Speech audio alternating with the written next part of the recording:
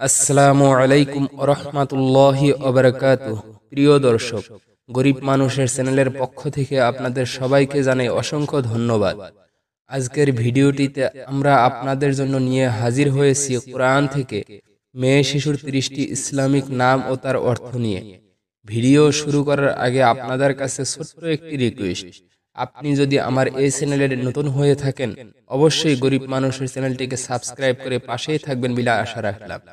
তো চলুন বেশি দেরি না করে আমরা জেনে নেই কোরআন থেকে 30টি ইসলামিক মেয়ে শিশুর নাম ও তার অর্থ। আজকের সর্বপ্রথম নামটি হলো শাহনাজ, অর্থ রাজকুমারী।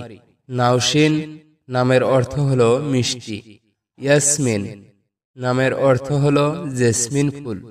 নিশাত সালিম নামের অর্থ হলো আনন্দ সুস্থ। সাবিহা নামের অর্থ হলো রূপসী। মাহমুদা নামের অর্থ হলো প্রশংসিত। আসিমা নামের অর্থ হলো সতী নারী। আসমা নামের অর্থ হলো অতুলনীয়। ফাহমিদা নামের অর্থ হলো বুদ্ধিমতী। মাইমুনা নামের অর্থ হলো ভাগ্যবতী। আতিকা নামের অর্থ হলো সুন্দর। আবিদা নামের অর্থ হলো ইবাদতকারিনী। তাবাসসুম নামের অর্থ হলো হাসি।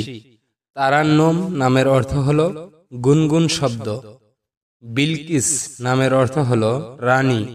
সালমা নামের অর্থ হলো প্রশান্ত। তামান্না নামের অর্থ হলো ইচ্ছা। নুজহাত তাবাসসুম নামের অর্থ হলো প্রফুল্ল হাসি। মাসুমা নামের অর্থ হলো নিষ্পাপ। আঞ্জুমা নামের অর্থ হলো তারা। রিমা নামের অর্থ হলো সাদা হরিণ। রায়হানা নামের অর্থ হলো সুগন্ধি ফুল। আনিসা নামের অর্থ হলো কুমারী। নিশাত ইয়াসমিন নামের অর্থ হলো আনন্দ জেসমিন ফুল।